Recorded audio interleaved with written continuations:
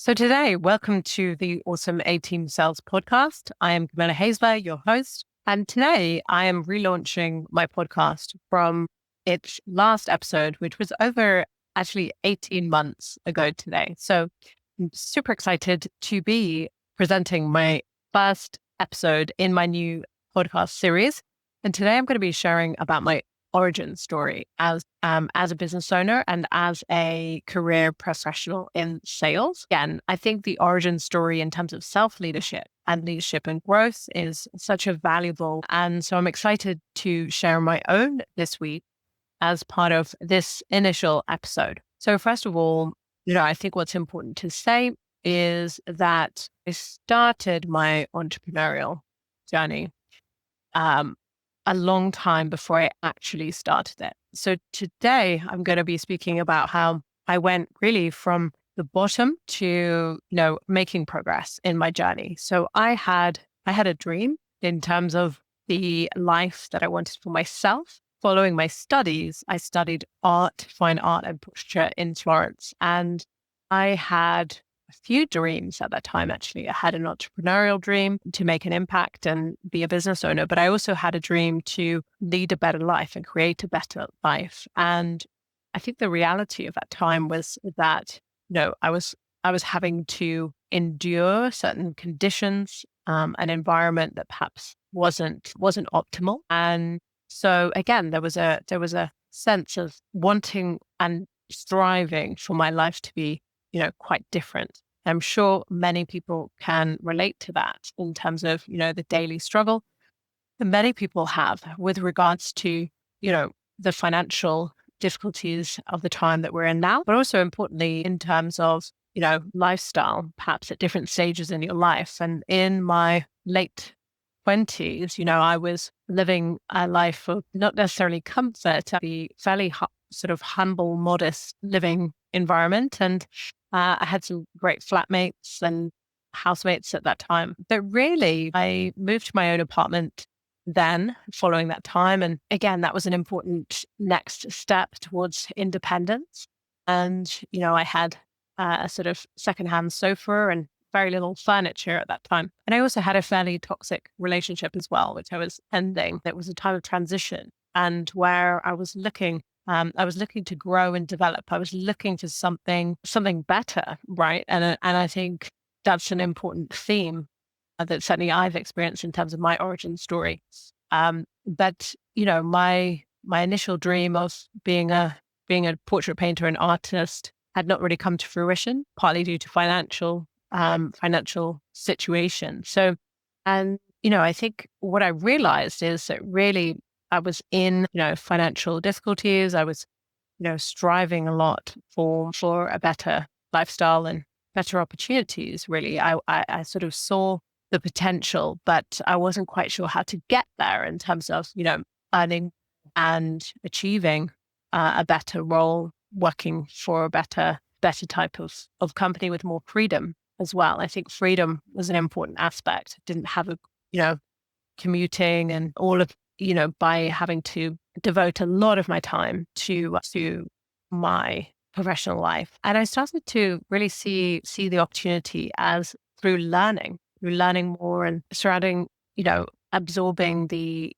wisdom of various mentors. So for example, mentors like Bob Proctor, I took programs with and attended Tony Robbins events. And, I started to really become interested in terms of the ideas and philosophy of those who had achieved great quality of life and great opportunity through their own efforts. And I think that was what was really crucial. It was about self-learning, self-exploration, but also, that sense of good decision making and good paths to take to more success and more comfort. And so I really started to go from just consuming that content to applying the learning and taking action and thinking about, how I could get to make up that gap.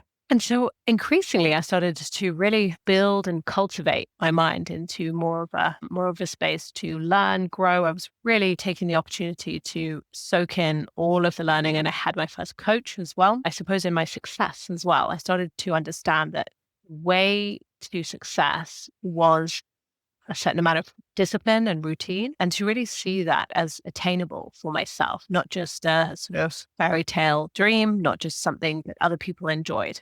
And I think that was an important moment. And at the time I was really making quite a lot of sacrifices around growth, and I was often living on real basics in terms of having to sacrifice something in order to learn and get the types of courses and education that I really thrived on, growth. And that helped me to really transform the learning and the information into tangible skills, which did start to increase my earning potential. And so an example of my new learning discipline was retaking and passing my driving test, which I had struggled to pass, in my late teens. And again, I had largely abandoned the whole thing. But what this proved to me was that by more application, by more dedication, and by more commitment around my learning, that I really could have a better quality of life and start to see the benefit. So I really went through quite a mindset shift at this point, and I was really, in terms of those beliefs, I was really starting to let go of old self-beliefs and to see that the perception I had of my own opportunity for success was so important to create and so important to work on. And I started to see it as more attainable to me and not just as something for others. And I think that is a key moment in any transition. And so I started to take more small steps towards having a bigger impact. And that was by recognizing my progress looking back, but also through consistent learning, setting myself consistent goals as well. And, it was really important to me to not just, like I said, absorb the information, but I started to become interested in applying the knowledge and also teaching others that knowledge. And that is really where I started to create even more of my own opportunities.